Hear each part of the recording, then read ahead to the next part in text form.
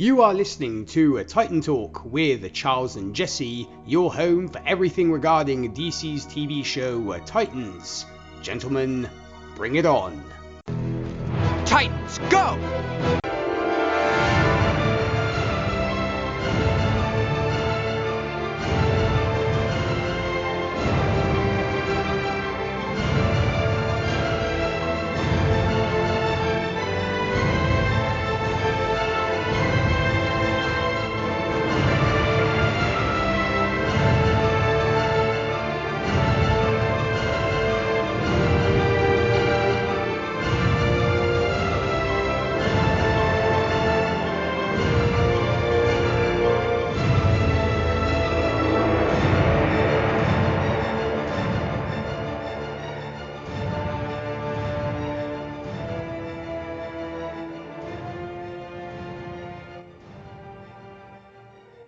Hello again, Titans fans. Welcome back to TitanTalk, the Titans podcast. It's a big one this week as my fellow Titan Talker, Jesse Jackson, and I are joined by none other than the rather famous DJ Nik from Milan, Italy. Or should I go by your last, introduce your last name, Nick? Because... Should we go with that? I'm not quite sure how to pronounce your last name. Is it Well, thank you very much, Charles. Yeah, I think DJ Nik is fine. It would be pronounced Pizzigoni. And may I say... Pizzigoni. All right. Pizzigoni, that's right. And may I say it's a pleasure to be here with both of you today to discuss this great first season of Titans. And thank you so much for having me on. I really appreciate it. Oh, we definitely appreciate it. I know Jesse's been looking forward to it as well. Yeah, we have. It is great to have you with us, Nick. I don't know if you were our first fan, but you certainly have been one of our most vocal fans, and that is very kind of you. You've been consistent feedback and really good insights, and we're just excited to have you join us. That's right, listeners. You thought just because Titan Season 1 was over, you're going to get at least one more episode from us. Exactly, because we can't quit talking about this show, apparently. Absolutely. And it's a very timey-wimey episode. Sorry as I spoke over you, Charles. No problem. Because Nick is in Italy, and so this is almost like a Set Listing Bruce episode where we are talking to someone from another country, which also gives us a special thrill. Yeah, it does. And with Nick obviously being from Milan, it does give our show a little international flavor, which is always good. And I just want to thank Nick primarily first because of giving us that great intro that he did. The pleasure was mine. It was great fun doing it. It sounds great, and obviously with Nick's professional DJ voice, Jesse and I are just gonna try to tread water. As we try to, and just hope that we can kind of sort of approach that level. We're going to do our best, especially since, we're American, we have that disadvantage. So, you have to kind of forgive us for that. But you guys do a great job. Trust me. Well, thank you. Well, we're going to do our best, and we definitely appreciate it. So here, episode 19, guys, as we move steadily along in our series. So, we're going to talk about Titan Season 1, as Jesse mentioned, where we're going to kind of recap a little bit of the 11 episodes of the first season of Titans, the DC Universe series. Obviously, we're not going to go into considerable depth because, hey, we already did that. But otherwise, we'd be here all day, right? So You've got things to do. We've got things to do. And I'm sure Nick has things to do. So why don't we just kind of break the season down into little tiny nuggets and give a kind of like our what we really enjoyed about the episode, what we maybe didn't enjoy about the episode so much. And obviously we want to get Nick's thoughts on this because, hey, he's new to the show and hasn't had a chance to express himself, but now he does. So be prepared. Exactly. So, we're kind of throwing you in the deep end and hoping you'll swim. But I'll do my best. I'm sure you'll be just fine. All right. So without any further ado or a don't, let's talk about the first Titans episode. Oh, wait a minute. Did I fall asleep? Did we not give Nick a chance to tell a little bit about himself and to Thank you so share much for reminding me. his Yes. Titan story. I was Again, like, you can did see I- how did I- professional we are, 'cause I'm constantly forgetting stuff. So before we do that, before we get into the episode breakdown, Nick, as Jesse's as nice was kind enough to point out, so obviously you've got a comics background. We've talked about this on Facebook, and so I kind of want to get an idea of how you're approaching Titans. Have you been a longtime Titans comic fan, or is just this because you're a comics fan you thought, hey, I'll check out the series? Well, here's the thing. I am a huge and avid comic book fan. I've been a huge fan since I was a kid, and I'm still reading comics today, both DC and Marvel. I would say mainly when it comes to DC Universe, I've been mainly more of a Batman, Superman, Flash, Justice League, should we say, group fan. I have enjoyed Titans, especially my all-time favorite story is the Judas Contract, which is a story that has remained ingrained in my mind ever since I've read it. I have enjoyed I haven't followed the Titans comics that much, but every now and then when I hear there's a certain interesting story arc or something of that nature, I will read it. But to me, when it comes to comics, they've been more peripheral characters, at least for me, when it came to reading. I used to watch the animated show, the very first one. I thought that was good. Right. And also because loving Robin, obviously, because being a huge fan of Batman, I was always also a huge fan of Robin as well. So it was nice to see what kind of Robin we would get in this case, or Nightwing, obviously, later on. But and so that was my in to the Titans series. And plus, to actually be able to have a full-blown real actors doing a Titans TV show, that was something that was huge for me. Having watched the animated shows, having read the comics, it was like I was super curious. That was what my into that. So, I think you echo a lot of things all of us felt.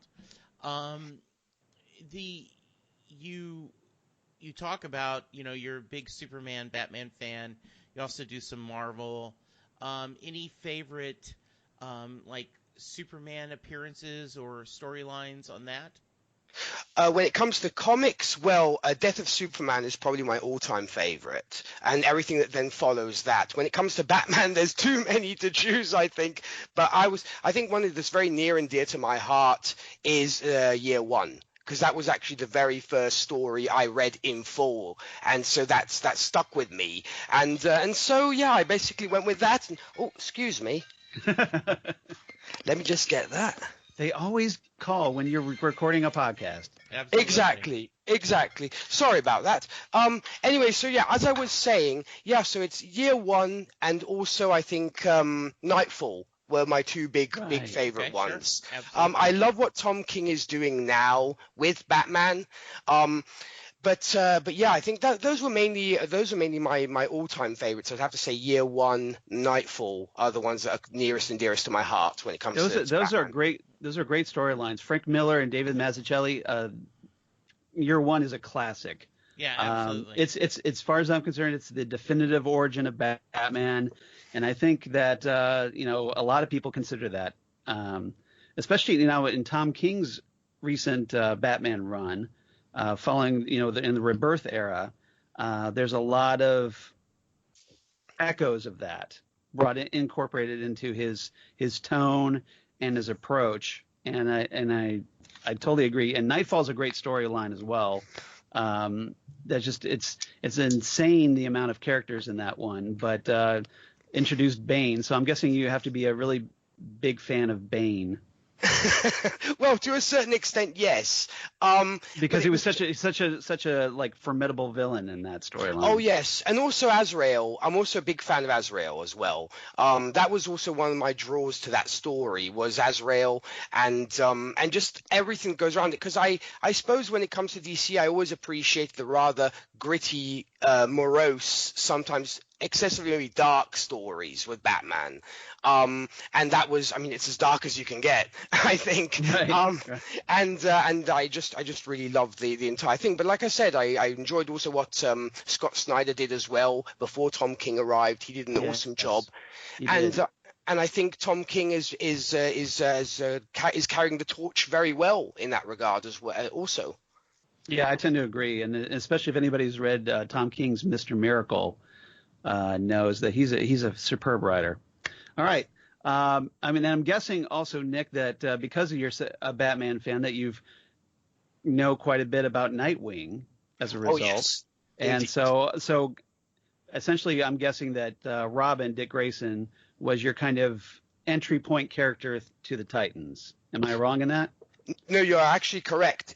My two entry points were Nightwing and Kid Flash, because also being a huge Flash fan as well, I would also follow, the escapades of Kid Flash. So obviously, I'm like, where did Kid Flash go? Oh, he's joined the Titans. So let's go see what him and Dick Grayson are up to, and So I would follow that part as well. So they kind of brought me into the Titans, as it were. Now you are now talking Charles's language. Exactly. So I'm a huge Flash fan and a huge Superman fan. So you're getting bonus points from me right there.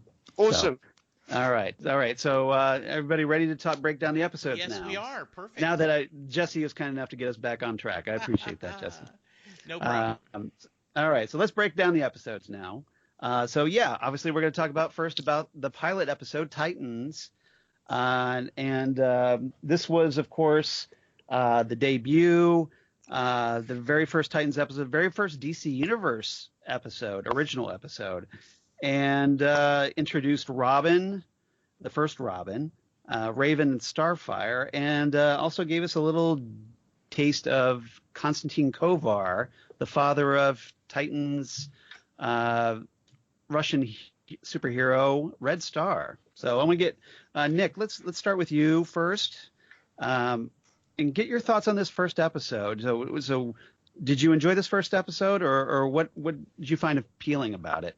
Well, I absolutely loved it. It threw me for a loop at first, because this was not what I was expecting.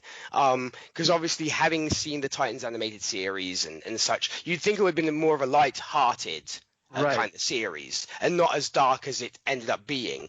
But so a bit of a shock then. Yeah. It was a shock, but in a good way. I was like, whoa, they decided to really spin this on its head and do something really different, and I really enjoyed it. I did find that at first the fact that the profanity might have been a little excessive, because as I know you and Jesse have discussed sometimes, it can work, because obviously they want to say we're doing maybe something a little bit more adult, but when it's taken to excess, it loses its power. But however, I thought it was a great introduction to the series, and I think it was kind of also DC saying, if you guys liked what we did on the first kind of seasons of Arrow, for example, which were darker and more, this is kind of what we want to do compared to maybe what you might have been used to in the past. And I really enjoyed it. I thought the introduction to Dick Grayson was great. I really liked what Brandon Thwaites did on this very first episode, and just the atmosphere that was created. And all in all, it had me I had me wanting more. The only part that I was a little bit unsure of was when we saw Beast Boy for the first time. That was a little bit. But other than that, it got better after that. But I think it was a strong start to the series. Okay, so you thought it was a decent introduction. Yeah. All right, fantastic. All right, Jesse, what about you? What did you think about this first episode? When I think back about, you and I had done several episodes beforehand, anticipation. I will not repeat the story that we've told about. This was coming home to you and I. Bringing our lives together, talking Titan on a podcast. I remember being very, very happy. I am not organized enough that I keep my episode ratings on a spreadsheet somewhere. I always think I should. When I used to do Castle, I did do that so that, when we did our end of season, I would know what ratings I gave. But if I remember correctly, I rated this one really highly because I think they did everything we wanted it to do. The casting seemed right on point. They introduced to the characters. We got a cameo from a Twin Peaks character. I just Sherilyn Fenn. Yeah, I just loved everything about it. Do agree with you, Nick. In fact, I remember we talked about the Gar Beast Boy was kind of a last-minute add-on. I don't think we really needed that. but everything else was perfect, and I think it set the season up perfectly. One other thing, and then we'll let you talk, Charles. I am binging with the lovely Linda the CBS show The Good Fight, which was a spinoff of The Good Wife. And because it's on CBS, they can cuss now. And they are more prone to dropping F-bombs.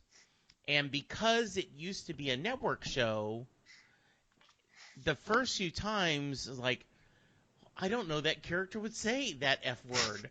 But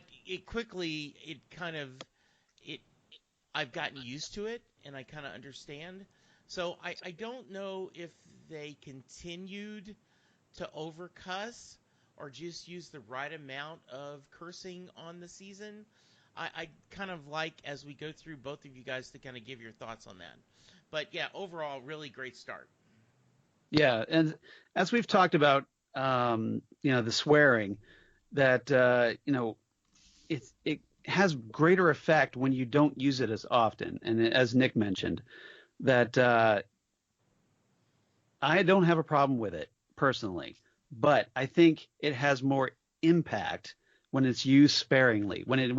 There are certain moments when it's absolutely fitting, I think, and it comes off more powerful that way. So just dropping it in just for the sake of dropping it in, I think it kind of loses its effect.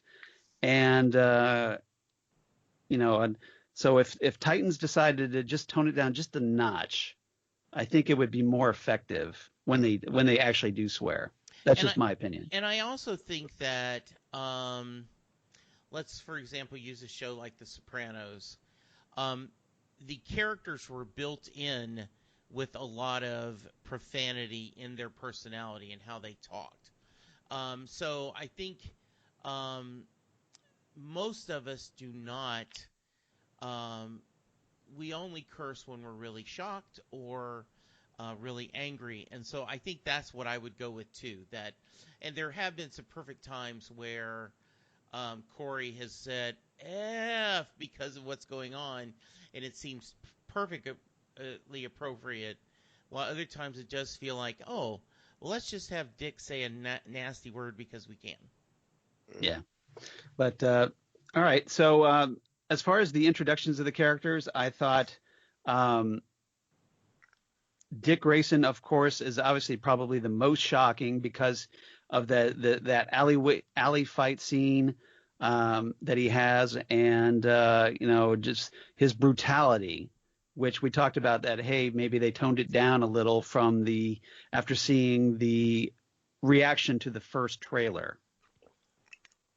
And so I thought that was good, and that they toned it down a little. And then Corey's introduction, she's introduced as having no memory of who she is, so that kind of makes her more enigmatic. And I think that kind of set the tone for the rest of the series.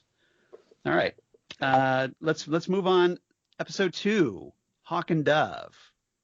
And obviously this is notable because it was the introduction of, hey, Hawk and Dove. Hank Hall and Dawn Granger, the second Dove, as we get confirmation later on. And we also get the introduction of the nuclear family. So, Jesse, let's start with you first this time and get your quick thoughts on what you thought of the introduction of Hawk and Dove and the nuclear family. This was a great second episode. We got a lot of interaction. We see Hank and Dawn together. We see them in their costumes. We see them, fighting bad guys, their relationship.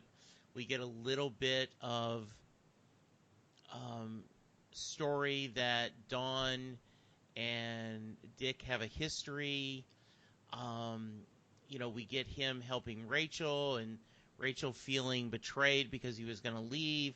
We get the fights against the villains.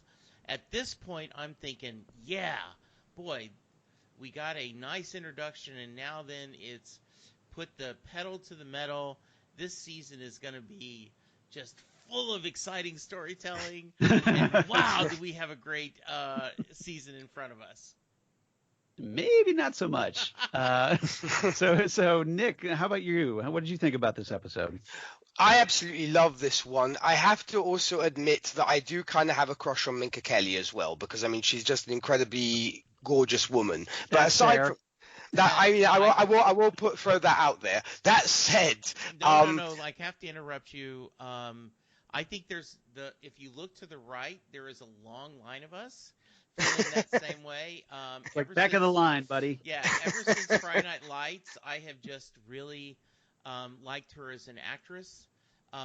She is just really smart and beautiful.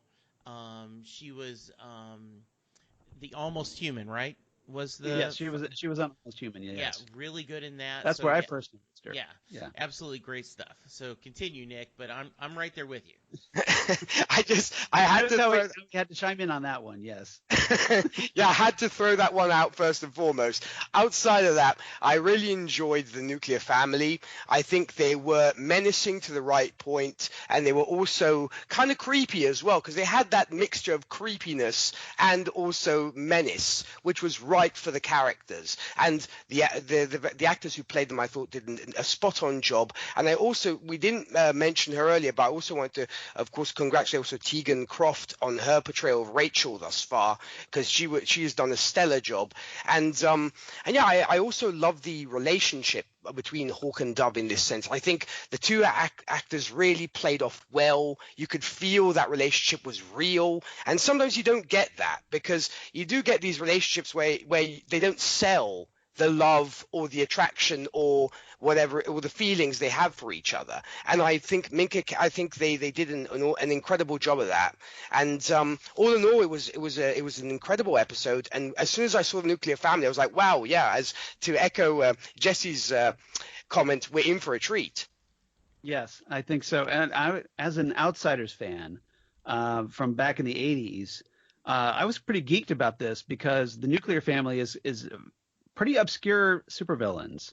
And the fact that the Titans decided to incorporate them and gave them a more modern feel, but yet they also felt somewhat retro because of their kind of Leave It to Beaver 1950s television style attitude. Yeah. About everything.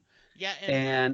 But with like dark overtones. So it kind of like was as played up as wholesome, but had kind of almost like a David Lynch sinister undertone underneath, which I really liked. Yeah, and I think that's a perfect description, Charles. I also love the fact that I think in a lot of ways that's where TV can do their best, is finding, like, yeah, everyone says, oh, I want to see the Joker, or oh, I want to see, Mr. Freeze, or Brainiac, right, whatever.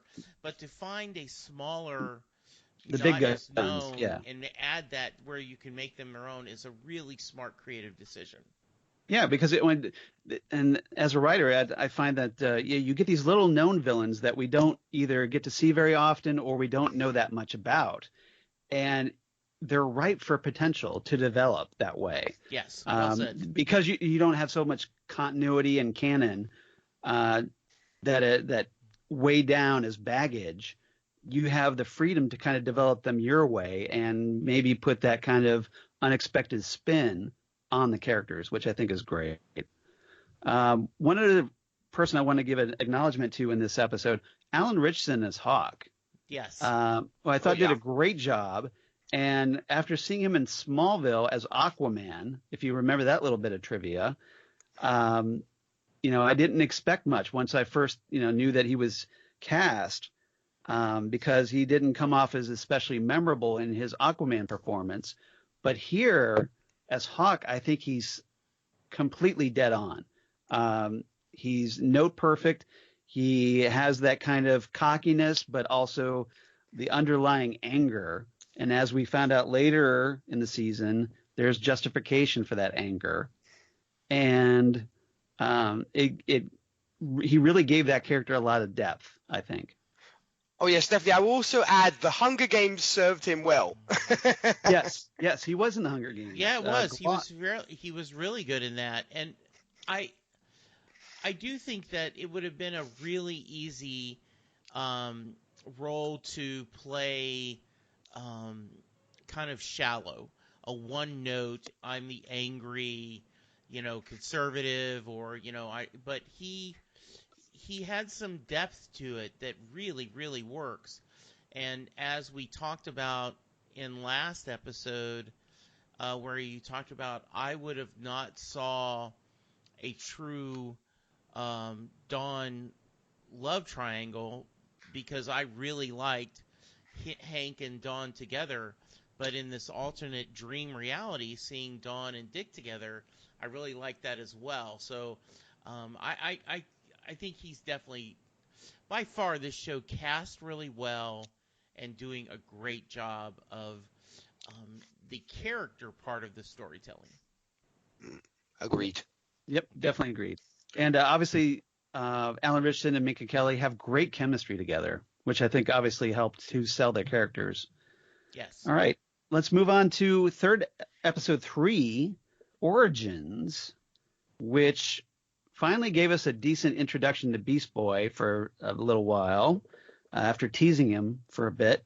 And we get the introduction of the Messenger, a.k.a. Dr. Adamson, who is a bit of a little creepy player behind the scenes. And as we find out, he's tied in with this whole group that is wanting to help bring back Trigon into this dimension. So Charles, we're gonna have you go first this time. you're gonna flip it on me. See, there we Whoa, go. okay. All right. I see how it is. All right. So we get the kind of a following up with the nuclear family, and we have we kind of get a major kind of this episode kind of gives us a more of a flashback with Dick Grayson, and then essentially doesn't so much focus on how he became Robin. It focuses more on how he became Bruce Wayne's ward or foster parent. And I found that kind of intriguing, and the fact that they had young Dick Grayson, who's played by Tommaso Cinelli, who's really good in that role. Really good. Does a great job, especially for a child actor. And because we know that sometimes child actors don't quite have what it takes. But here, I think Tommaso Cinelli does a really good job. And he, is actually doesn't want to stay with Bruce at first. He has to kind of be persuaded to stay. And, he's initially wanting to find out who killed his parents. And that kind of obviously is something that drives him, especially after he becomes Robin. And I thought that was really fascinating. So Nick, what did you think about that? Okay, I think this was another great episode, and I think in this one particularly, Anna Diop really shined in this one. I mean, I gave her that kind of, she won't take any lip from anybody and is kind of can stand on her own 2 feet and stuff, and that I really appreciated. And I also kind of same time feel bad for the backlash that she has received of late, to where she's had to apparently even get off her Twitter account and all this kind of thing because of the fact of the backlash, and that was something that I just could not tolerate. I was very sorry, but she did an awesome job, and she showed that she was right for the part. What I felt about this episode, and I don't know about you guys, but the fact of never getting to see Bruce Wayne, seeing the shadow and the silhouette. I don't know about you. I was almost like yelling at the TV screen saying, show us the guy already. You kept teasing him and teasing him and teasing him, but you never got. We'd see a silhouette in a doorway, whatever. But yeah, we never quite got to see him, did we? Exactly, and I think it was an opportunity to possibly show the relationship between Bruce Wayne and Dick Grayson, and the fact that he wasn't just such an aloof father figure, that the man actually cared for him, where they maybe portrayed the fact of him being an almost absentee father and kind of being very sort of removed, as it were, which was a shame. I think it could have been a good opportunity for the writers to do something with that, but I guess that's the direction they wanted to take. Outside of that, once again, Tegan did an incredible job on this episode as well. She's just been going from strength to strength, and I love the ways that she juggles the dark side of herself and, shall we say, the frightened, young child or young adult. And I think that really, really showed in this particular episode. Jesse, what about you? Yeah, I first off, I echo the Bruce comment. I understand they don't want to cast. Let's say there aren't any legal issues or problems that they're doing. You don't want to cast Bruce Wayne because then later, if you get someone good enough, they aren't getting that much screen time. I mean, there's a lot of logistic things with it, but it does bother me that we don't see him or Alfred. You would think you would at least have seen Alfred doing this. I think they did a good job of working around it, but it felt a little obvious to me that they were having to work around it. Everything about this young Dick Grayson is great. His attitude, his idea, him wanting to, find the killer and kill him himself, revenge, his idea he keeps escaping and, going wild, the interactions with the social worker. The only thing, we get another side of that later in the season where we meet the guy from the circus, the strong man. Yes. That you can tell he would have been going there too. So, yeah, I mean, a lot of good stuff in this season. At this point, I was like, well, okay, this is a nice little stop at the, rest stop. We're going to get some pretzels and a Diet Coke, maybe some beef jerky, and then we'll get back on the road right away. Well, I thought it gave us some nice backstory a little bit to kind of flesh out our characters a little bit, especially for maybe viewers that weren't as familiar with them. Right. But yeah, we get the introduction of this kind of where we have the nuns that Rachel goes to, and at St. Paul's, and adds to that whole mystery of like, well, what happened to her after she was born, how she was raised, and the woman who we thought was her mother is not her mother. And I thought that was interesting. And then we also get more of Corey's mystery, where we go to that skating rink palace, and she has that locker, which takes her to a storage locker, and adds to her mystery as well. So I thought that was really good. And you're absolutely right, Nick. Tegan Croft does a superb job as Rachel. Definitely one of the highlights of this series, because she's asked to do so much in this show, and she comes through. And it's definitely a credit to her. And Anna Diop is tremendous as well. We've talked about how frustrating it is that she gets all this hate on the internet for absolutely no deserved reason whatsoever. And it's a shame that happens, but hopefully people will back off and just enjoy what she does. So now I have no problem with a little, not hate, but a little bit of unhappiness with the wardrobe people. Yes, for those of you who are playing the TitanTalk drinking game, take a drink. Jesse complained about the wardrobe. Yeah. Now, what I find interesting, Charles, is when I think of this episode, I don't think of the nunnery. I don't think of any of this other things. Everything is just the young Dick Grayson. So I'm glad you brought the other stuff up. It certainly helps to build the mystery of Rachel. Yep. All right. Let's move on to our fourth episode.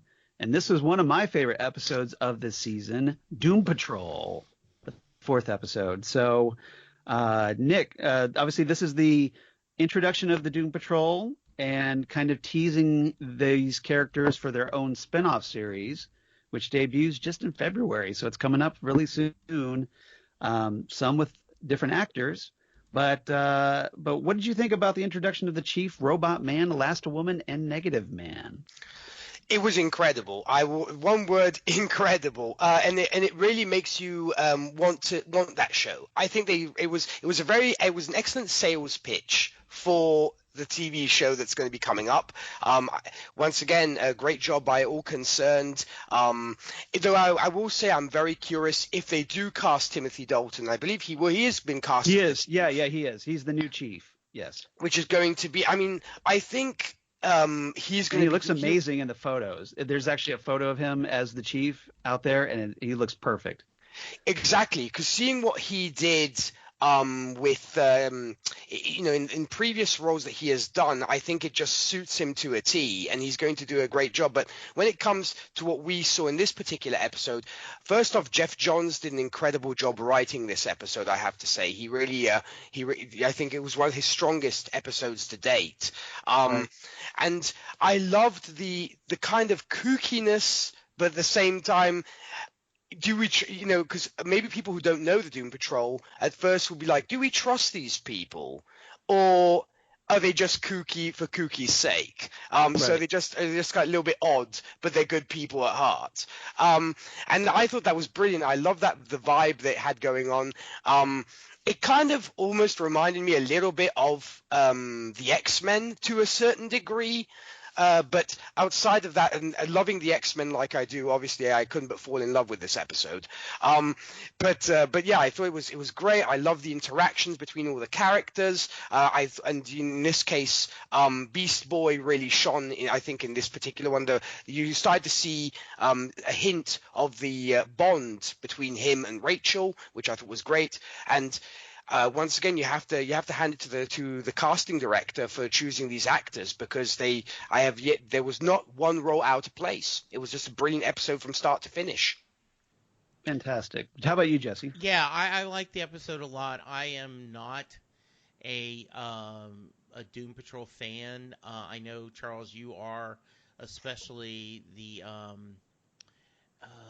Grant Morrison, right, Rowan? Yes, Yeah, exactly. Just That's not the definitive Doom Patrol, in my opinion. Yeah, just once again, there's too much to read and watch that you can't see it all.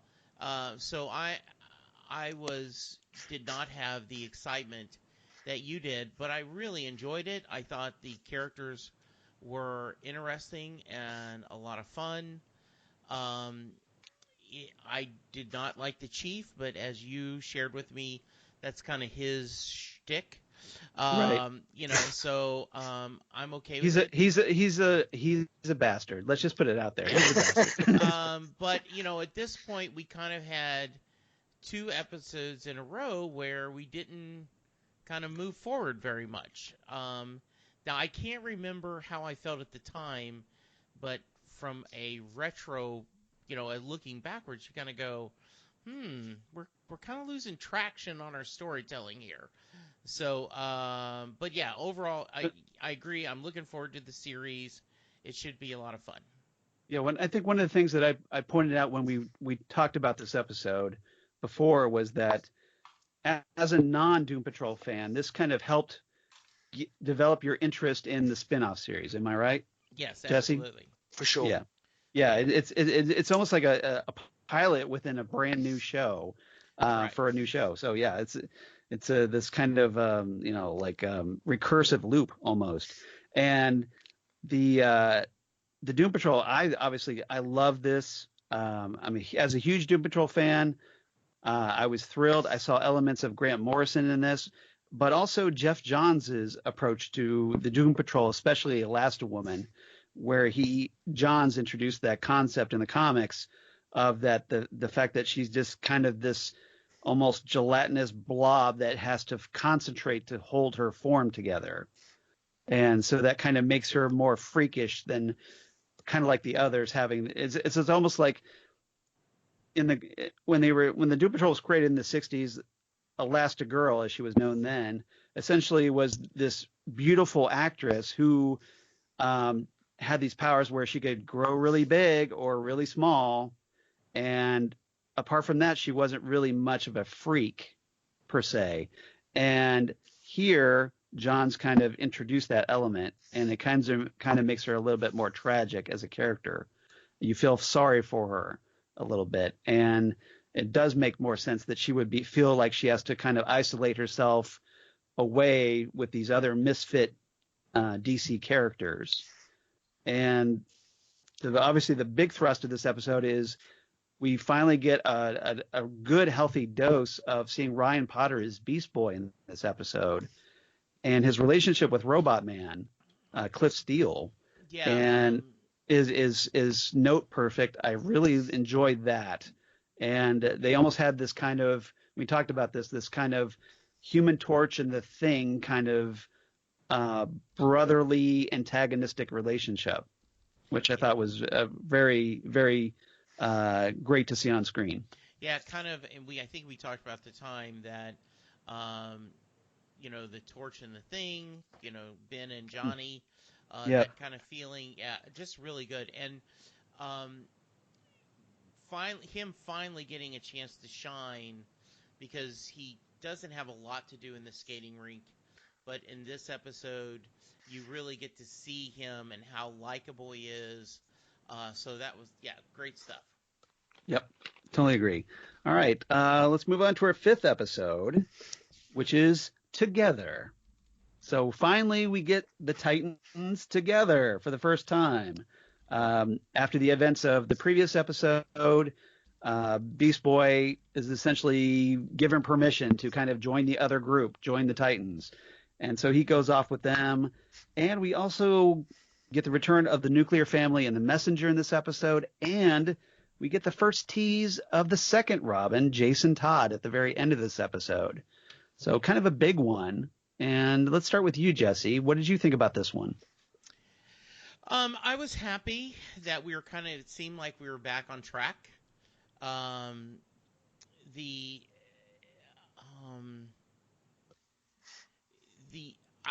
like the they end up being together. We get the kind of core group starting to interact together. I did like the training sequences. It was just another good episode, and it did feel like, we're starting to move forward a little bit. We did get the surprise appearance of Jason Todd at the end, which was very cool. We get a little bit of the nuclear family being afraid as they're making, as the messenger, Dr. Adamson, is making breakfast. But it was good stuff. All right. How about you, Nick? What did you think about this one? Well, first off, speaking of Dr. Adamson, Reed Birney is an incredible actor and a perfect villain. Because you have to love, I think, his machinations, his deviousness. He's a clever villain. That's what I like. He's not kind of your mustache twiddling kind of character that you'd get, and I really love that.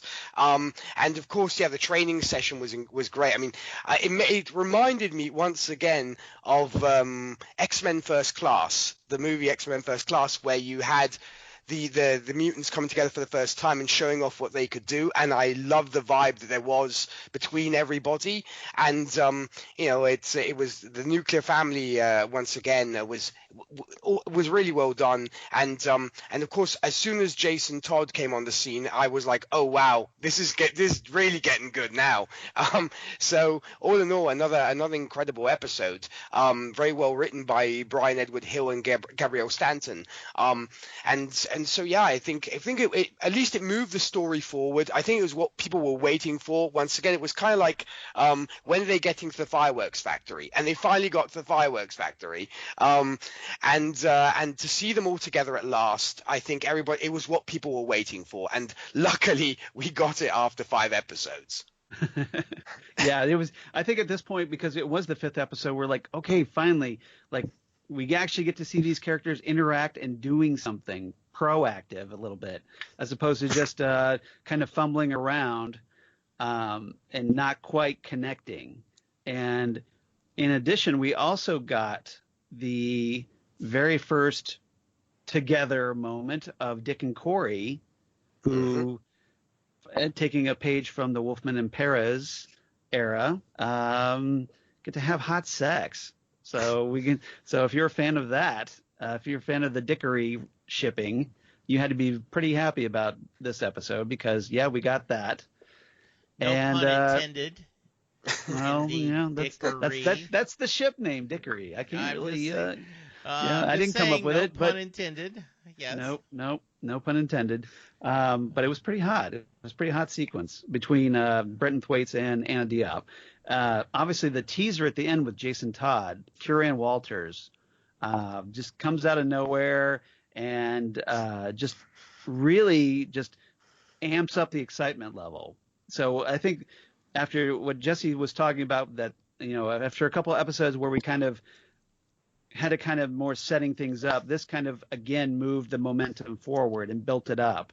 And the cliffhanger at the end was great. It made you like, I've got to see this next episode. So I thought this was definitely a step forward. Indeed. All right. Let's move on to episode 6, Jason Todd, and the latest in our non-impressive episode titles, as we've talked about. So, Jason Todd, this is obviously the big spotlight as we get the two Robins, Dick Grayson and Jason Todd, interacting with one another for the first time, and Dick kind of gaining some insights as he tries to figure out Jason and quickly accepts him.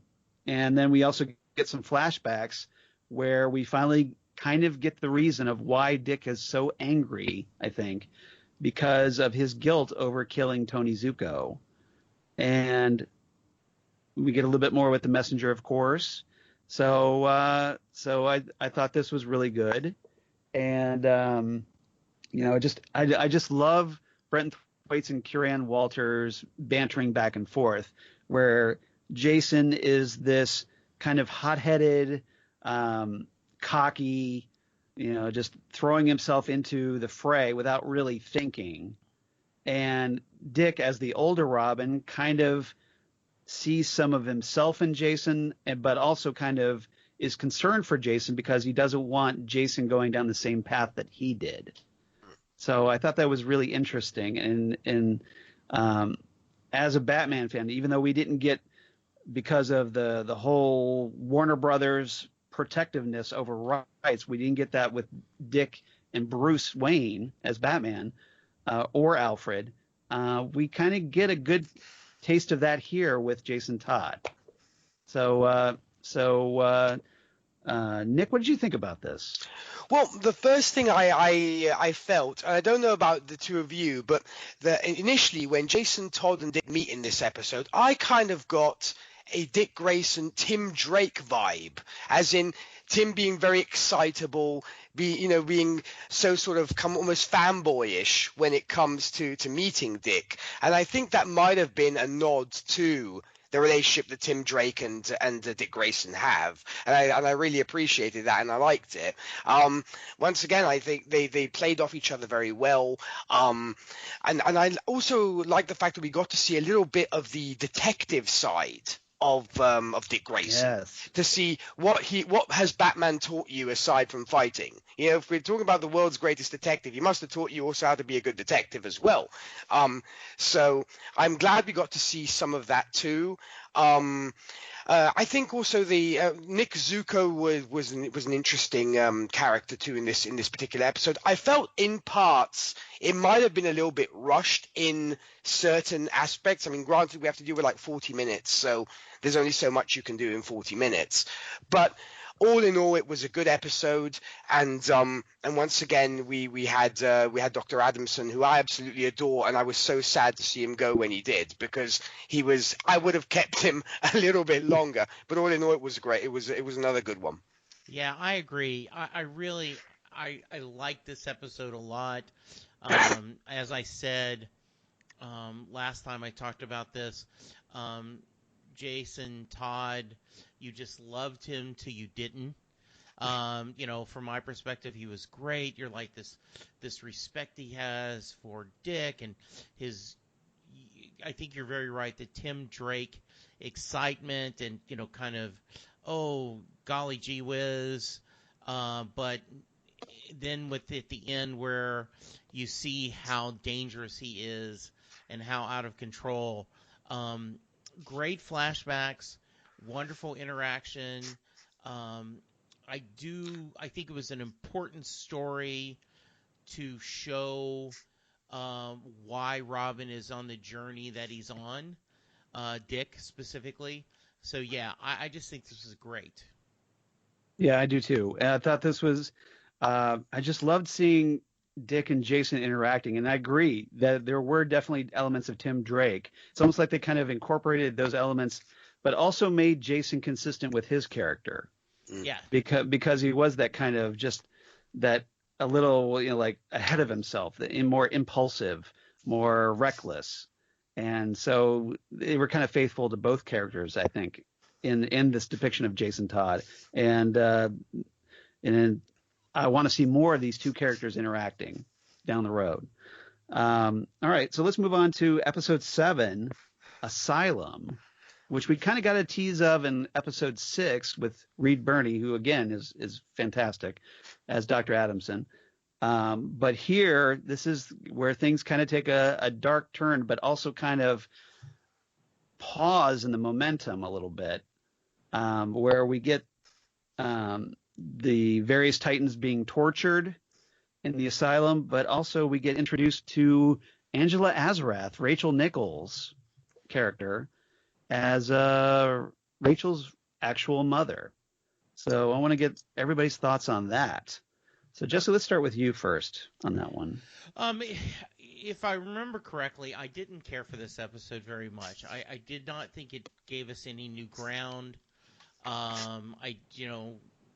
The whole in Dick's mind. I guess the big excitement is that Gar turns into a tiger and kills someone. I did like the Corey, you can't start a fire without a spark things.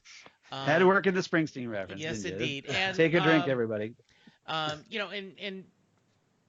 Dick destroying his Robin costume after he, goes all crazy at the end. So I just don't know if we needed this episode. So I don't know if this is if I had to pick a least favorite episode, but this would be close to one of those. And Nick, how about you? Well, I probably will have to agree with Jesse. This was probably the weak link in the chain. Granted, you have to feel, well, we didn't know this at first, but you have to feel bad for Brandon Thwaites, who has to go on 2 mind trips throughout this season, first here and at the end. So you have to feel really bad for him. So that might, I guess, it may have been a foreboding of things to come. And also, obviously, the scene where Beast Boy does tear the guard's throat out. It obviously then plays into what we see at the end in the season finale, and I believe episode 10 and then 11. Outside of that, I'm a big fan of psycho movies, so the whole mind trip thing is a big thing for me. So I enjoyed that part, and I thought it was well explored and well done. But at the same time, as Jesse said, we might not have needed this episode, or they could have trimmed the fat a little bit in certain places to where you can have those moments like, for example, Dick going on the mind trip and Beast Boy's first kill. Outside of that, Angela Azarath, we got that, which was obviously very important. I just felt once again, yes, this was the weaker one. I did enjoy it, but at the same time, it could have been done better. And by the way, Nick, your theory on Rachel's mom, has the house corrupted her, or has she had devious plans all along? I think I'll have to be diplomatic in this case and say No. You can take either one. We're no worries. We won't judge you. Yeah. I think it's a bit of both, in the sense that maybe she is weaker-minded, as it were, so maybe easy to manipulate. Right. And so she just needs a tiny little push to throw her over the edge. So she maybe is straddling the line of, what do I do? Do I love this man? Don't I love this man? What do I do? And I think Trigon, in that sense, just gave her that extra push and threw her over the edge. I think in that case, it's a bit of both. She might not have wanted to initially, I think, but maybe in the back of her mind, she thought to herself, I maybe do love this man, even though he treats me terribly. So I think it's a bit of both. I think it's the house, but also at the same time, I think it's subconscious thoughts of hers too.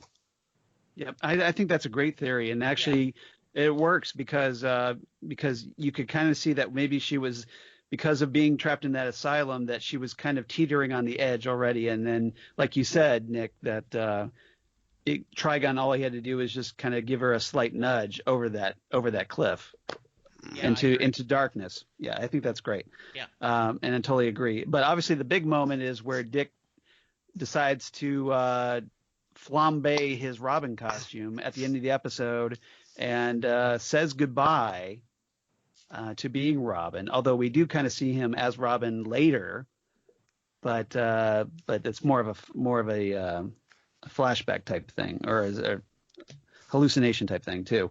But that was a big moment. So let's move on to episode 8, probably my favorite episode of the first season, Donna Troy. And this was obviously huge. I've talked about this, that my wife, Lori, has Donna Troy is her character, her favorite DC character. So this was kind of a big deal to her. And consequently, it's also a big deal to me because I like Donna Troy a lot. And I thought that Connor Leslie, who plays Donna in this episode, does a superb job.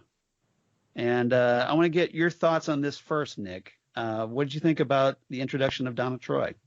It was absolutely excellent, and from the get-go, you immediately had that brother-sister relationship between Dick and Donna, and I thought that was so well played and so well done. And of course, you had to love the little boy wonder phrase that was thrown out. Not to mention the fact that it was once again a very strong character, and I definitely hope we get to see more of her as things progress, because she really does an incredible job.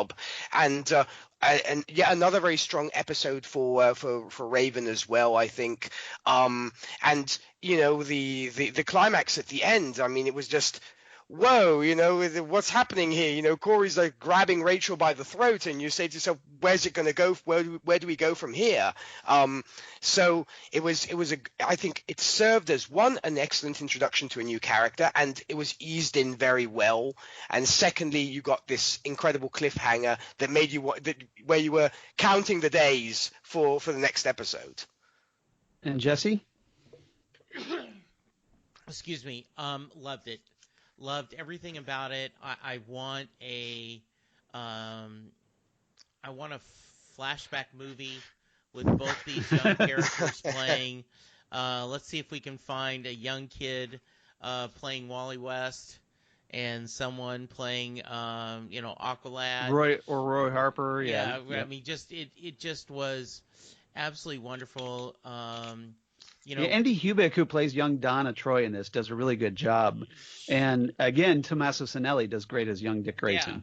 Yeah, they're amazing. I love that we find out in real life that Leslie Connor is a photographer. That was brilliant.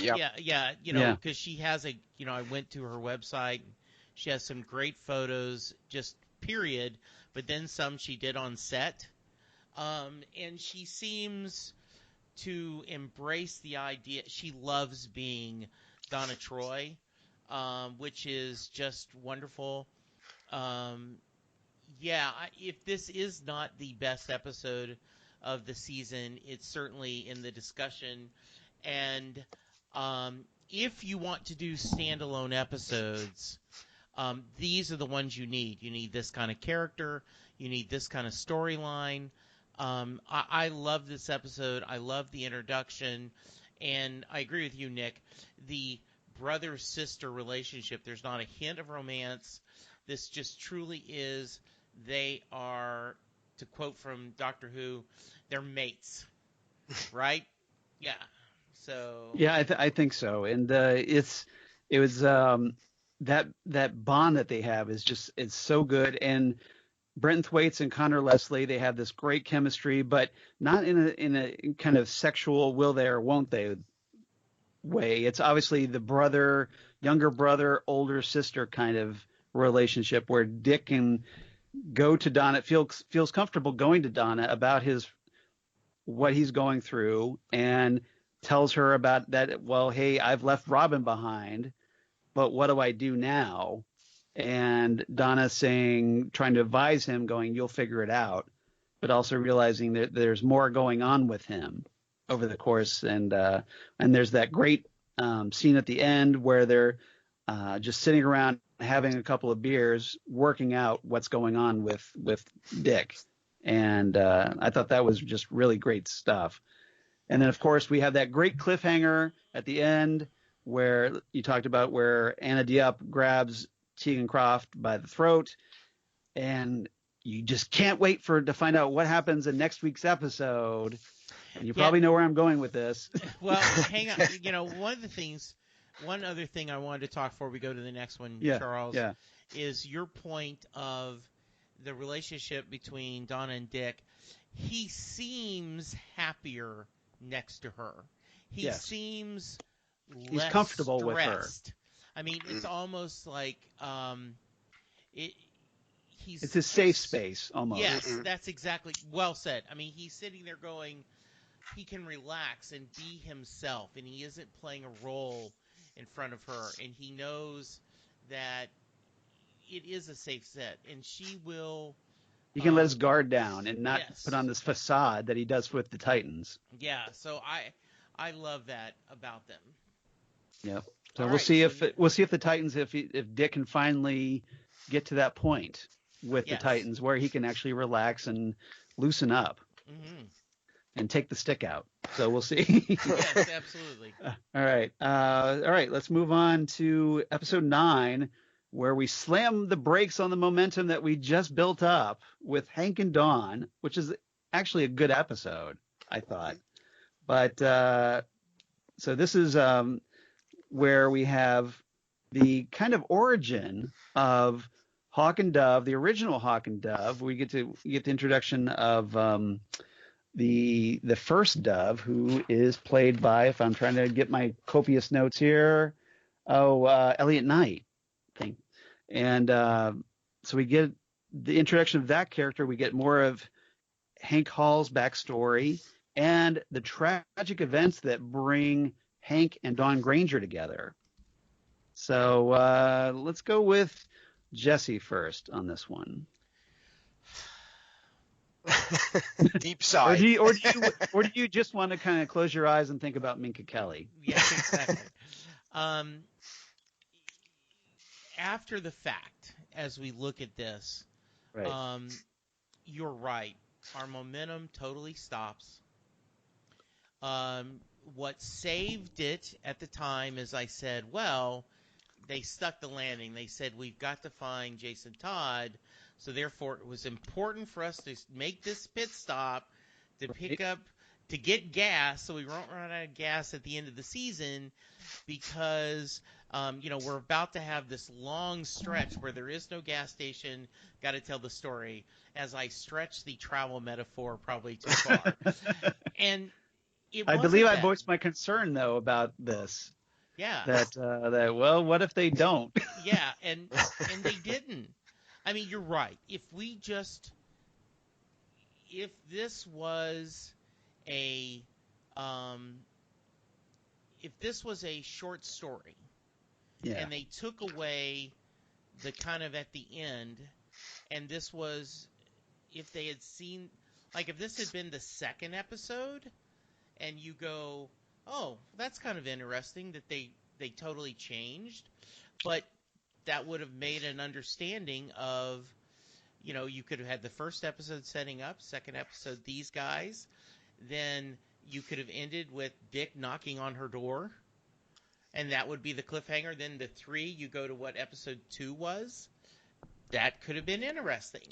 But this is just, great story. I love the backstory. I love watching them interact together, them becoming friends, and then more. But yeah, just this is where our GPS quit working, and we are now lost. That's a good one. I like it. Yeah, Nick, how about you on this one? What did you think? Well, first off, I want to start on a bit more of a somber tone in this case because this episode deals with one of the plagues, I think, of society, which is child abuse, and I think which is obviously one of the worst crimes I think anybody can commit. And I have to say, and it's very hard. I'm thinking to portray something like that without it being too extreme or being something that people might want to shut their eyes or not see. And I think Jeff Johns really handled it well. He handled it with class, and he handled it in a very good way to where you realized what was going on, but they didn't show too much, which can sometimes be more impactful because of the fact that you don't see and you imagine it in your mind and you create your own movie, which can be even more potent, I feel. And I think he did a great job with that, and the way that issue was handled. Outside of that, it was great to see the first incarnation of Hawk and Dove, and the brotherly relationship there, and not to mention, of course, Dawn's mum. I think that was Marina really Sirtis, yeah. Yes, absolutely. She did a great job, and the whole the ritual of taking tea and everything. I thought that was really, really sweet and really nice, and of course, the build up to the relationship then between Hank and Dawn, because you sometimes see in TV series and in movies and such, people fall in love after 5 minutes, and you're like, how can you buy into that? It just doesn't work. It just is not real enough. And here it felt real, that they were building towards the attraction and the love that they felt for one another, and that was handled also very well. At the same time, though, slamming the brakes like that, it was a little bit of a downer. They could have maybe placed this episode earlier in the season. It might have worked better had it been placed earlier. But outside of that, it gave us a great insight into the origins of Hawk and Dove, and that was done well. So I will save it for that particular sense. Yeah, it almost feels like after the Hawk and Dove episode and then the Hank and Dawn episode that we could very easily get a Hawk and Dove spinoff series.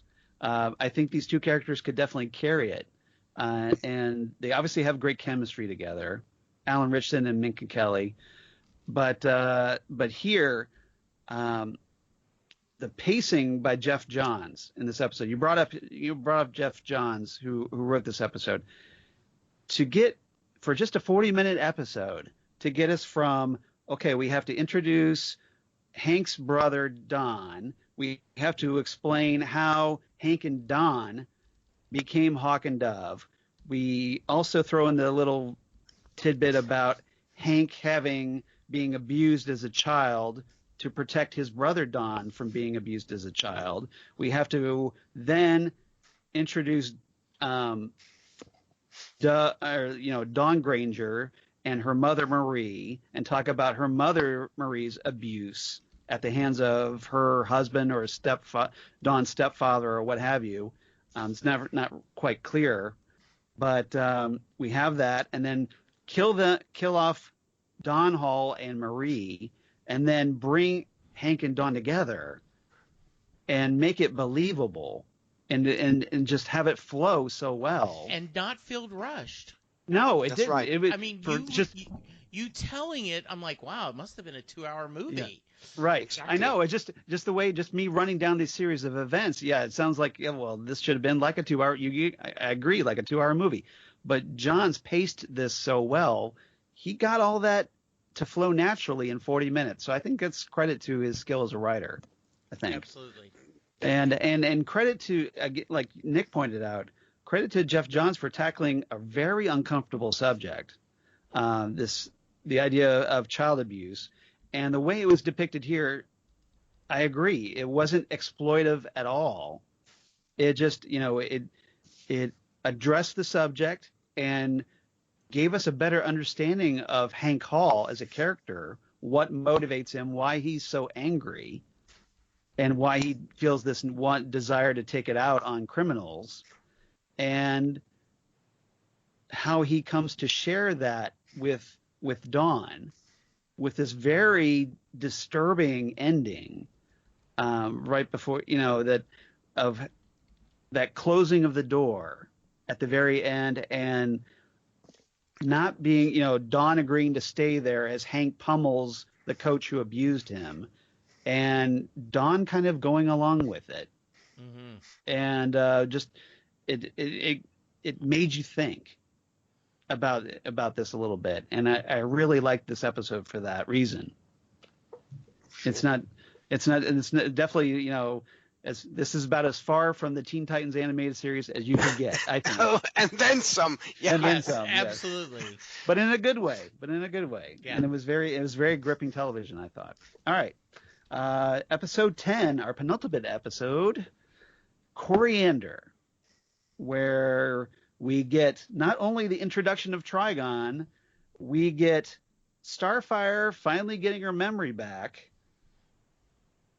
Angela doing a big heel turn, to use a wrestling phrase, where she flips from good, or so we thought, to evil, and we get the return of Donna Troy, and finally get the resolution of that cliffhanger back from episode 8. So there's a lot to unpack in this one. So Nick, why don't we start with you first? What did you think about Coriander? Okay, well, as you said, there was a lot on our plate in this particular one, and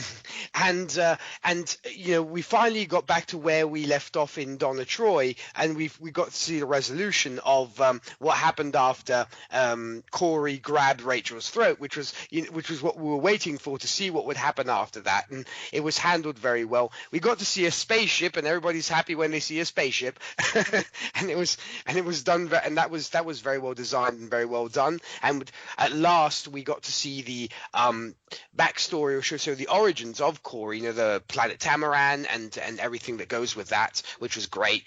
And Trigon, they fully addressed Trigon in this particular episode, which was good. And I thought the Gar going on the mind trip of seeing the apparitions in the house and all this, that was creepy to the right level, and it kind of reminded me a little bit of certain horror movies that I have seen, but it's done so well. To a certain point, you were like looking behind you, seeing, is there somebody watching me or anything in that, because you're kind of getting creeped out by it. Yeah, it's very psychological horror. Yes, exactly, which I thought was done really well. And then, as you said, Angela Azarath showing her true colors, or is it the fact that she is also in the sway of Trigon, and she's just under his control and under his thumb?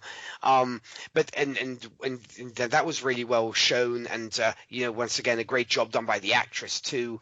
And other than that, the fact of the mystical the barrier, when you see Dick go through the barrier and the others staying behind, that was good. But at the same time, you kind of would have hoped that they could have gone in together, because you wanted to see the team tackle the big bad of the season. But I guess they wanted to do more of an, intimate encounter. Dick having, established this relationship with Rachel throughout the season up until this point, they maybe wanted to be a little bit more intimate, as it were, and the person that she was closest to, I guess. But all in all, it was a good episode once again, and I enjoyed it. So yeah, no complaints on this one. All right, Jesse, how about you? Yeah, I think there was a lot of good in this episode. I liked Corey's, reveal. Not shocking to us comic fans, but sure, it still was good to see. I was happy in a sad way that Angela was evil, because I had said that. I don't trust her. This seems a little too, hey guys, I have a house that's just standing there unused. Everyone can join me. But this is good. Dick and Donna working together is always fun. So yeah, this was a we were setting up the end of the season, and, this is great. We've got our villain coming.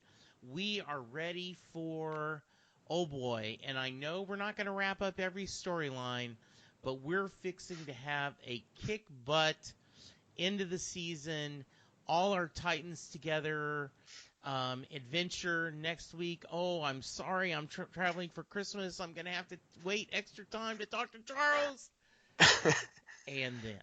And then dot, and we'll leave it there. So, yeah, this, we get the introduction of Seamus Dever as Trigon, who obviously probably threw a lot of fans off because, hey, he doesn't look at an all demonic here. He's not red. He doesn't have things growing out of his forehead, and doesn't look nearly as demonic as he should. And if you're a Castle fan, I'm sorry to interrupt. We talked about it. He was absolutely charming and lovable in Castle. So you're like, oh wow, this is a great guy. And right. So great casting to kind of show things a different way.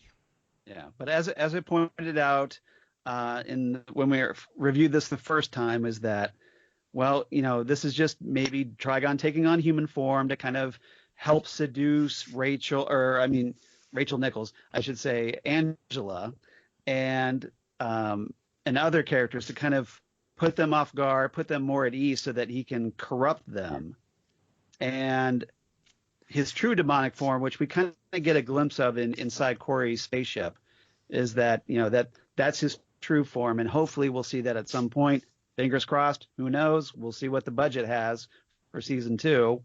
But so we'll see where that goes. But finally we get they stop dancing around the name of Rachel's father. They call him Trigon. And we finally lay it out for everybody, even though anybody who's a Titans fan at all would know, hey, it's Trigon. It was great to see Donna Troy back. We got to see her using her lasso, so I thought that was a big thrill if you're a fan of seeing her as Wonder Girl. Absolutely. And Corey finally getting her memory back so that, hey, we can stop dancing around this amnesia storyline and finally getting to figure out who the real Corey is. And we also, we also got okay. Gar being a fanboy the same way he right. was with Robin. Now he was with, with Donna. Like, it's the lasso, and just he's just so really fun. It's a credit to Ryan Potter because he does bring that kind of enthusiasm, that geeky enthusiasm. Yes. Which brings a lot of humor to the show, which Absolutely. I think is great. But Angela doing her big heel turn. Was she always evil? I'm not so sure still, because as Nick pointed out, well, maybe she's just corrupted by Trigon, just like Dick Grayson ends up being, or that maybe it looks like Beast Boy is becoming because of seeing his evil self and in that reflection. And so the question is she just another pawn of Trigon, or is she completely evil? Now, right now, it appears, well, hey, she's in a relationship, as she points out, and just before killing the local sheriff, and it looks that way, but I think the jury's still out about whether she's truly evil, so hopefully we'll get to find that out. Okay. So, but it does build to this, what everybody would think would be this really big, exciting season finale, and it doesn't. So that sets up episode 11 at last. Dick Grayson, which we just talked about here a few days ago. So I'm not sure what kind of fresh take Jesse and I will have about it, but this obviously is the big Trigon corrupts Dick Grayson episode, which we get the cliffhanger at the end where Dick has his black contacts in and the very heavily smoky eye going. And after killing Batman, although we know, hey, it's not really Batman because this is all Trigon's manipulation, right? And yes. Batman never really killed all of his bad guys, like the Joker and the Ventriloquist and Two-Face and the Riddler. And Jason Todd's not really paralyzed. And obviously Dick Grayson's not married to Dawn Granger and doesn't have a kid named Johnny. So with all that in mind, Jesse, what did you think about this finale? So we've been a little bit of distance, not too much, Charles. It hadn't even been a week since we discussed this. Right. I'm still disappointed. I really, I wanted more, and I wanted a good ending to the season. Interesting story. This alternate, dream world certainly has something to think about it, but I was just a little disappointed, and I'm curious to hear Nick's take on it. Yeah, well, let's find out from Nick. Well, what first off, it was interesting that Glenn Winter was brought on to direct this episode. One of my all-time favorite Canadian directors. I was a huge fan of Smallville way back when, and he was, of course, one of the main people behind that series. And I thought it was interesting that we kind of got that Smallville vibe at the beginning of the episode. Right. The very sort of light-hearted situation, and that was very much the Glenn domestic Winter. bliss, and yeah, the Beach Boys, the sun, him in the pool, absolutely. And it had that CW vibe to it. I mean, I don't know if you guys felt that. Yeah, I think that's well done. Yes. Yeah, it just because it was so brightly lit compared to the rest of the series, which is shot so dark, and with heavy filters, and yeah, I love that. So what else did you think about this, Nick? Well, I guess it gave people the impression of what if Batman was the Punisher. I think at first is like, and he went off the deep end and started killing his foes like Frank Castle would do. Granted, we probably knew from the get-go it was all a fantasy and it was all in Dick's mind.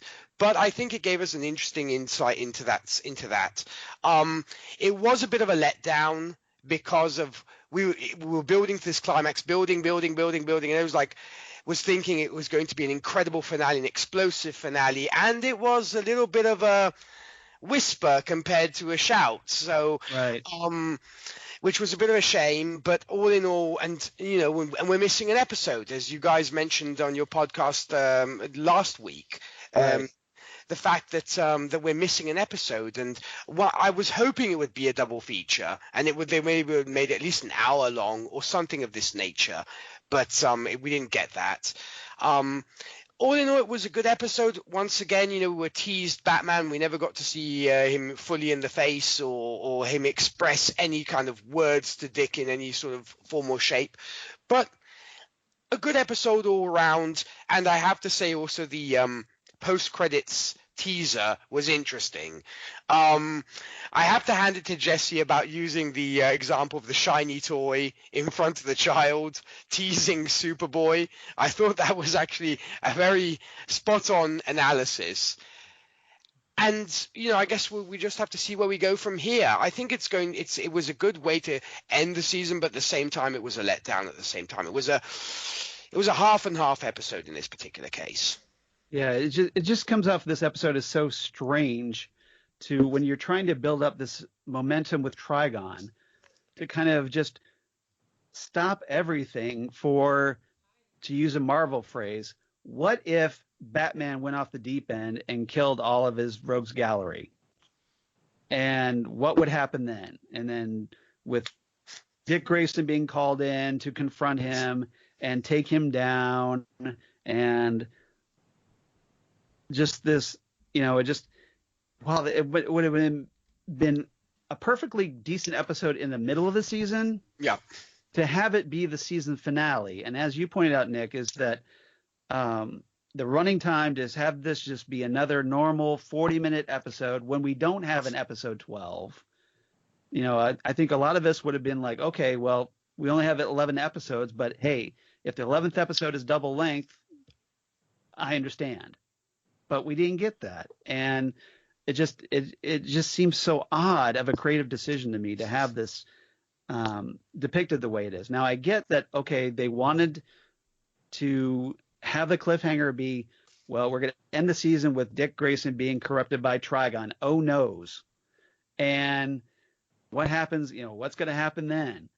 But is that strong enough of a cliffhanger? And I don't think it is, really. No. But I also wanted to add one other thing, Charles. Sorry for interrupting you. No, you're there. fine. You're fine.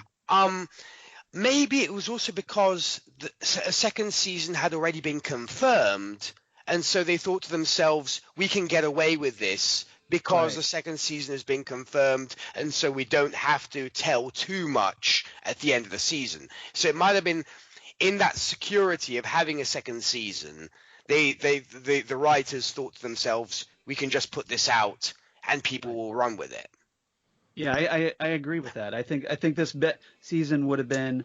I think it was structured for a 2-season story arc, as opposed to just a single season. And I think it probably would have been more effective had they thought, well, we don't know if we're going to get a second season, because then they could have built up for like a finale, and then do something else for the second season, as opposed to just kind of hoping people would keep watching. Yeah, I just truly wanted. I wanted and I will talk about this already, but I wanted a true ending. I wanted a kind of the way the story did, that we could have this a nice kind of we've finished this chapter and we're ready to start another one. It just seemed a little bit too, well, we're just going to have this staying on and we don't need to worry about it. Yeah. I mean, and I get what they were trying to do. They were trying to homage the Terror of Trigon, this 1984 storyline that launched the second new Teen Titans series by Marv Wolfman and George Perez. Yes. Which featured Trigon one by one corrupting the various Titans and putting them under his control, and making things look even more bleak and hopeless. I get what they were doing, but it just, from a story standpoint and a momentum standpoint, this episode just frustrates me, and I think it frustrated a lot of people. I don't think I'm alone in that, obviously, because of the two of us, or three of us, really feeling this way. All right. Anything else about the season before we talk about hopefully what we'll see in season 2? I just want to say that I say this with love. It was a good season. I don't think it was a great season. If I look at it just as the idea that we are getting a live Titans season, then it was great. I think they've got some work to do, and that is true often with new series, new seasons. They have to kind of figure out what the story they're wanting to tell. So it's off to a great start. I'm looking forward to it, and I've really enjoyed watching it and talking with it to you, Charles, and it's been a special treat having Nick with us today, kind of a third voice, hearing the thoughts on the series. Yep. And how about you, Nick? Anything else about this first season you want to address? Well, I will probably echo Jesse's thoughts. I mean, I'm looking forward to season 2. I think they've laid the foundation for something interesting and something entertaining. Granted, there will always be that bittersweet moment of the end of the season. But at the same time, I think they're on the right path. But at the same time, as Jesse said, they definitely have their work cut out for them. Yeah, it does feel like there were a lot of things that worked, obviously, in this first season, but some things that didn't work. And hopefully they can learn from that and make a better second season. So fingers crossed. And hopefully we'll come out of the gate strong in the second season.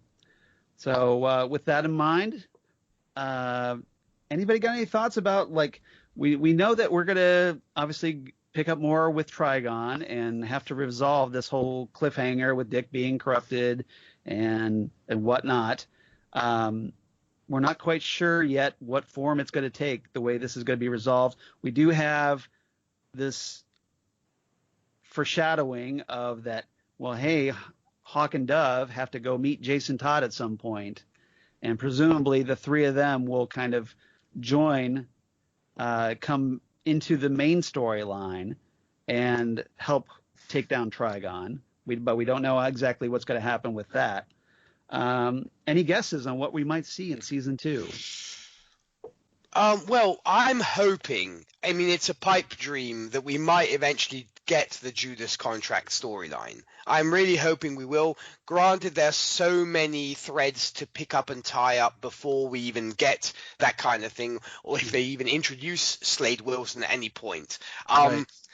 They were talking, I'm sorry to interrupt, but they were talking that, yeah, Deathstroke and Jericho at least are confirmed for the Judas contract storyline. But they're going to have to wrap up the Trigon storyline first, presumably.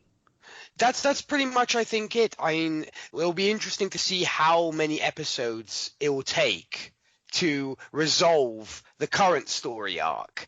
And I guess from there, we'll see what happens. And, you know, as Jesse said at the time, we'll have to see where Superboy fits in and if they can put him in the right way rather than shoehorn another character in. Yeah, that is something to consider, that teaser at the end with Superboy and Crypto. Yeah, I am curious how they're going to. They haven't finished this story, and it's a major story, and then we're going to try to do another major storyline. It almost feels like they are now, as I stretch the metaphors again, they're the all-you-can-eat buffet, right? And they're loading their plate up, you know, without even thinking about, okay, let's, you know, pace ourselves. And so before I would try to take on, you know, Jericho and everything, the Joshua, just this whole storyline, Judas contract. Right. Yeah. I would want, okay, let's tell this story first. Let's kind of make things going. And then you either should have finished this storyline or, you know, finish it up next season and the third season do this. But, you know, they're not asking us for our opinions. Well, they should be. Gosh darn it. Yes, they should. Amen. Yes. Yes. Now, obviously, if they're going to do the Judas contract, and I'm pretty sure both of you are going to agree with me on this one, they need to introduce Tara. They need to introduce Tara Markov, and because it doesn't really work without her. She's so integral to the storyline, and they obviously haven't even teased her yet. So, and they've got so much to sort out. So I'm thinking if they are going to start trying to adapt the Judas contract, they'd almost would have to do a split season where you take the first half, you wrap up the Trigon storyline properly, and then start telling the Judas contract storyline that maybe would carry over to a Titan season 3. But yeah, you know, exactly. You know, that's the way I would do it. Now, what they're going to do, I have no idea, but that's the way I would approach it. Given what we've seen so far, because obviously it's going to take more than just one episode to wrap this up, unless they do like a big double-length episode right off the bat to wrap everything up and then start fresh with the Judas contract. So we'll see what happens. So, couple of questions. Yes. Will we see Dick in a Nightwing costume in season 2? Ooh. We damn well better, as far as I'm concerned.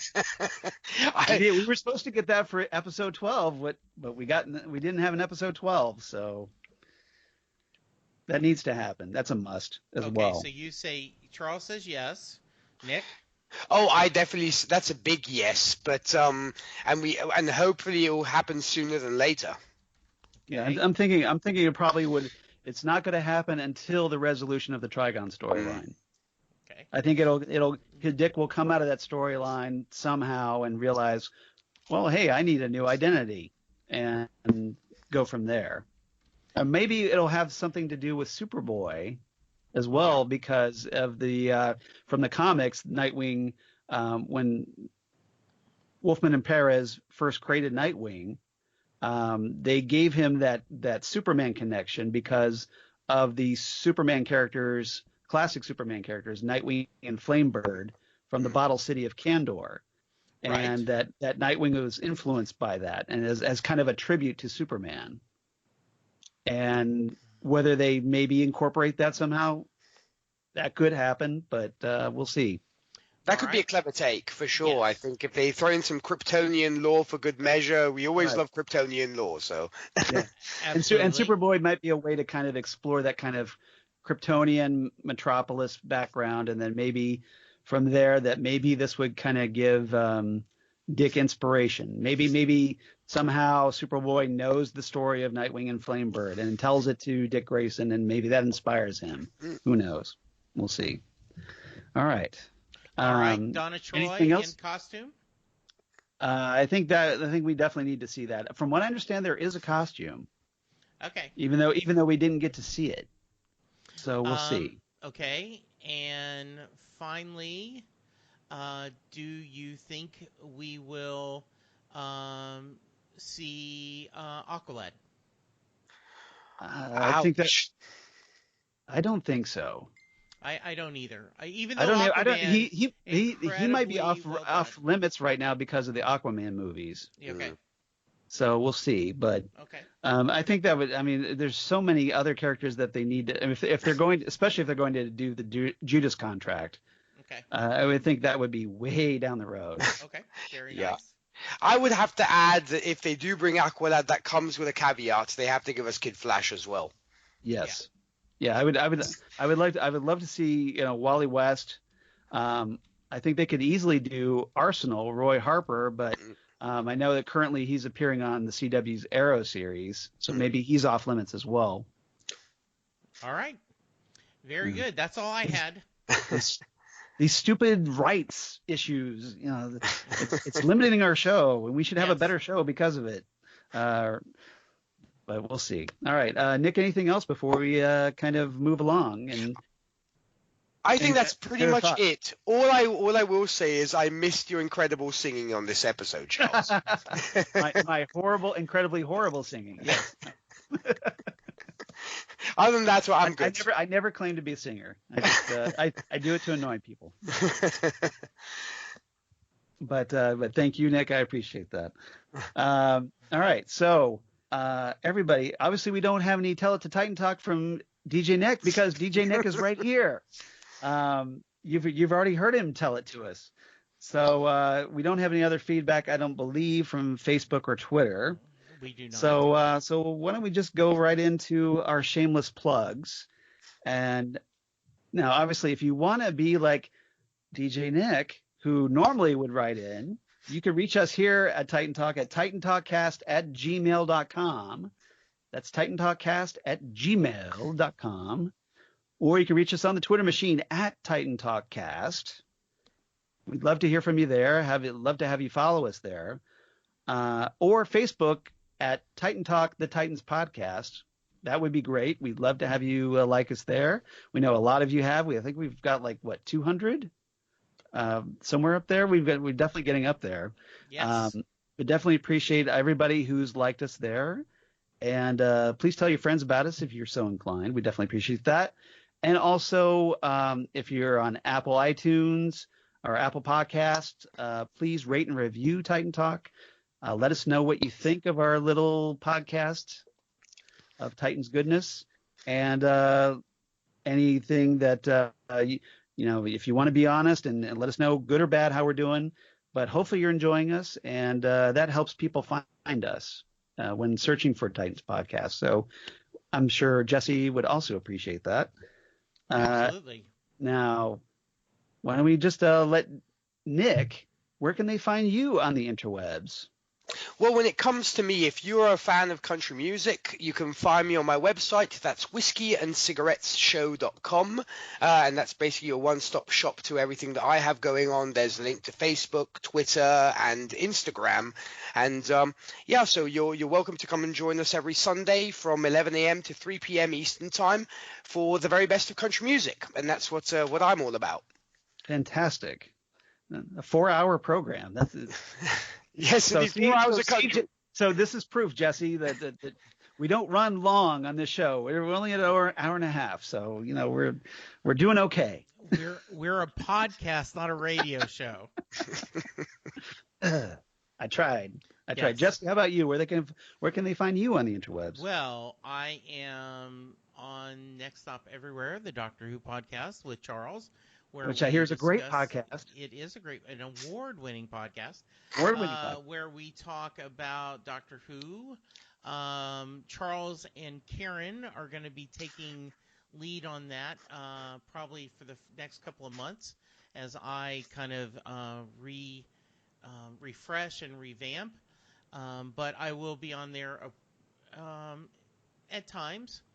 I also will be on Set Leslie Bruce, my music podcast, which I am hoping to figure a way to get Nick on so we can talk about music. And that's about it. Charles, how about you? Of course, at Charles Skaggs on the Twitter machine or at Charles Skaggs on Instagram. Facebook, of course, Charles Skaggs in Hilliard, Ohio. And my blog of geeky things. Damn good coffee. And hot. Damn good coffee and hot, where I talk about all the stuff we talk about here on TitanTalk, including Titans news about Doom Patrol or Young Justice or the other upcoming DC Universe shows like Stargirl and Swamp Thing, Harley Quinn, animated series, also kinds of comic book sci-fi news. Just posted recently my review of the Aquaman movie, if you want to check that out. Spoilers, I enjoyed it. And anything else, news of my other podcasts I do for Southgate Media, including the aforementioned Next Stop Everywhere, the Doctor Who podcast. Also the Phantom Zone podcast that I do with Karen Lindsay, friend of the show, where we talk about comic book shows on television, like all the CW shows. And other stuff, and also Ghost with the Twin Peaks podcast they do with Zan Sprouse, wife of comic book artist Chris Sprouse, where we talk about all things Twin Peaks, David Lynch, etc., etc.